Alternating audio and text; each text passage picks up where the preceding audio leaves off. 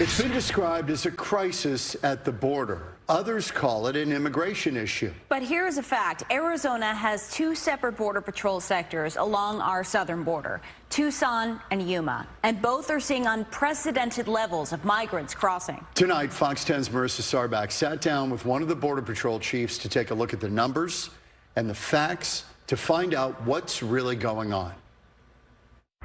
United States Border Patrol is comprised of 20 sectors. Yuma is one of 9 here on our southwest border. It's 126 miles long, and Chief Chris Clem is in charge of all of it. We are the second smallest sector on the southwest border when it comes to personnel. So that makes any border security issue that much more challenging when you're dealing with large numbers, but you have limited amount of resources.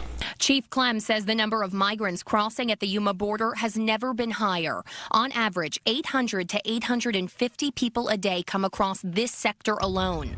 The border wall former President Trump had begun installing lines 119 miles of the Yuma sector, but that wall was never finished, leaving approximately 7 miles open around Yuma. In 2019, it was 68,000 arrests. 2020, it was just over 8,800 arrests. In 2021, it was 114,000, just over 114,000.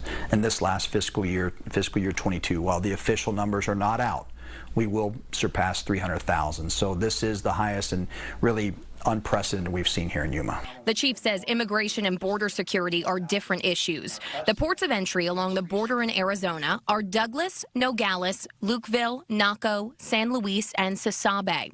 If migrants come through any of those ports with the appropriate paperwork and identification seeking asylum here in the United States, that is by definition legal immigration. As soon as someone steps across the border in any other area not through a port of entry, it is considered illegal immigration. Chief Clem says the latter falls in the category of border security. National security and border security, that's what our function is, to interdict, apprehend, a process, and basically turn over to anything that we catch that enters illegally between the ports of entry. This isn't the first time Border Patrol agents have dealt with a surge in migration over the years, but the demographics are changing. In the past, it had been Mexican nationals, nationals from Central America, but now we're seeing them from, again, 115 different countries.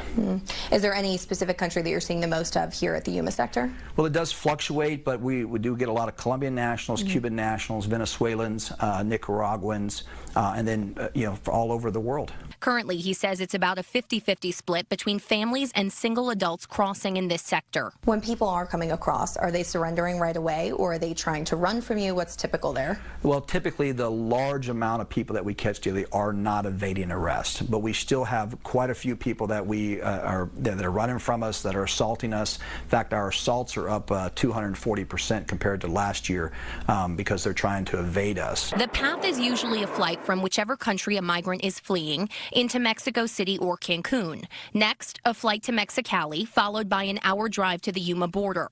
Then begins the 1 to 1.5 mile walk across the Sonoran Desert to one of the openings in the wall. Border Patrol's role is to make contact with every single person crossing and process them. Everybody we take into custody, we are going to screen them.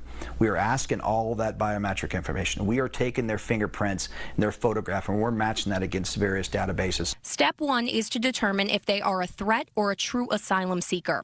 If they're deemed a non-threat, they're medically screened, given access to clean food and water, and even clothes if needed. The total time in Border Patrol custody is on average 36 to 48 hours before Immigration and Customs Enforcement, or ICE. If they refuse to provide identification, a migrant would stay in Border Patrol custody until the agency can figure out who they are and why they're here. We're just one piece of this immigration continuum when someone enters the country illegally. When we process them, we have 2 avenues. If we take a criminal prosecution, when we're going to place them in, a criminal proceeding, we would turn them over to the U.S. Marshals and go through the court proceeding. If it's just an immigration case, they would should go to ICE enforcement removal operations for detention to go through the removal proceedings. After that, migrants now have the ability to stay in the United States. They can either stay in Yuma, go to another part of Arizona, or go to another part of the country. An entire process that begins with Border Patrol agents. when you have large numbers of 100, 200, 300 coming across in a 2 or 3 hour time frame, it does draw our resources. It requires agents to take people into custody, and they have to look at officer safety. They have to look at if there's a criminal threat here. They have to look at migrant safety, and so that takes people to do all that. And that does create some vulnerabilities in areas along the line, because our primary mission is not immigration, it's border security. Reporting in Yuma, Marissa Sarback, Fox 10 News.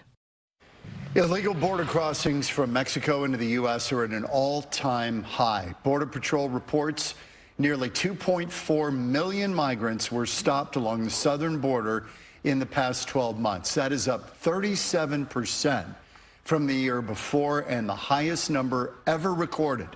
In September alone, agents stopped more than 227,000 migrants. That's an 11% increase over August. Border Patrol says a surge of migrants from Venezuela, Cuba, and Nicaragua is partially what's driving the rise.